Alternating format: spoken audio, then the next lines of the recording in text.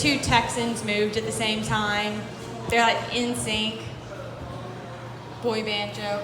All right, Brian, you ready? All right, everybody give a round of applause for Brian Burrows.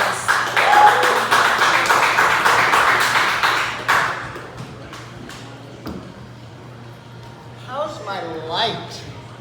It matters to me. First of all, Meredith, I want to tell you, never let go of that dress. You wear it well, it's a nice color, and it has pockets. Are you kidding me?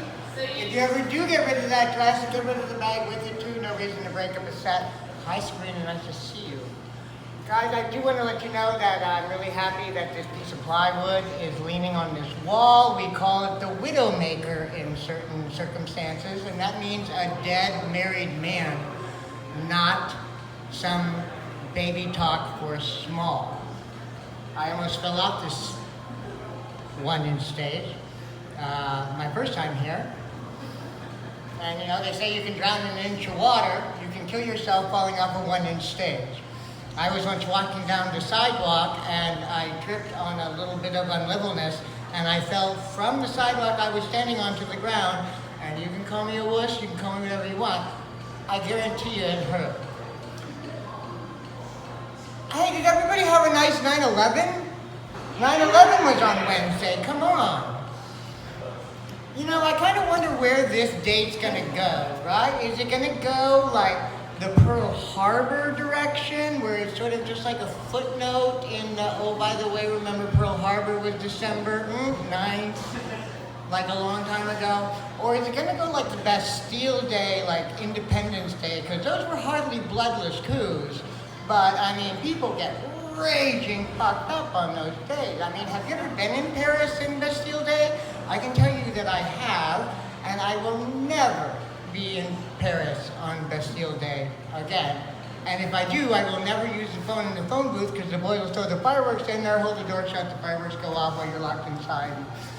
It's probably semi-permanent damage. But you know, if our president can call barebacking every club skis who doesn't find him reprehensible and disgusting looking for over a decade and call that his personal Vietnam, then my goal is to find what's my personal 9/11, because that's my generation. I was single-digit years, if not even born.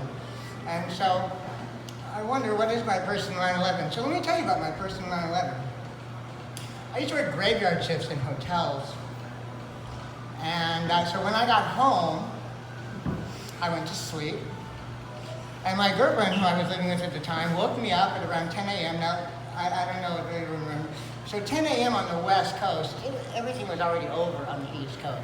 So my girlfriend and I was living in a very small photo studio compared to today's standards, where I'm such a cool dude, but a modest photo studio at the base of Potrero Hill. Now put that little bit of information in your shirt pocket, because base of Potrero Hill becomes important very soon. So my girlfriend wakes me up and she says, Brian, someone has just crashed a plane into the Transamerica.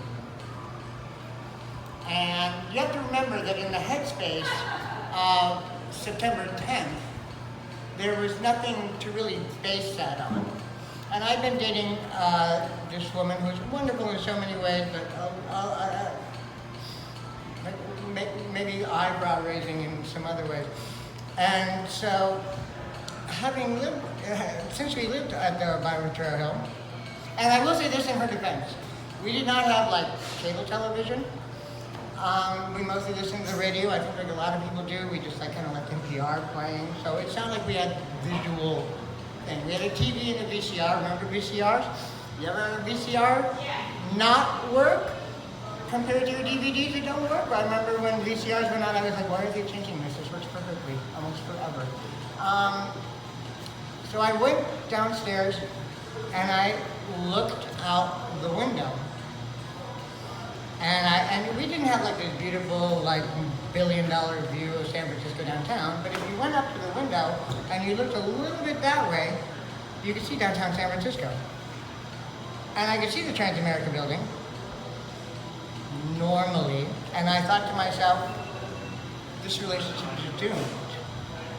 And so I went back upstairs and I went back to bed. myself, I can't believe she hadn't looked out the window yet if she thought the Transamerica building was burning. But, you know, I came here because I'm worried about some of the acronyms lately. You know, with all the immigration problems, I see a lot of CBP. And I immediately assume that's some marijuana liniment that's a cure-all. Obviously, it's Customs and Border Patrol. Obviously, we see a lot of the BLM. You know, I worked for Burning Man for 10 years. When I see hashtag BLM, I think to myself, what is the Bureau of Land Management up to now?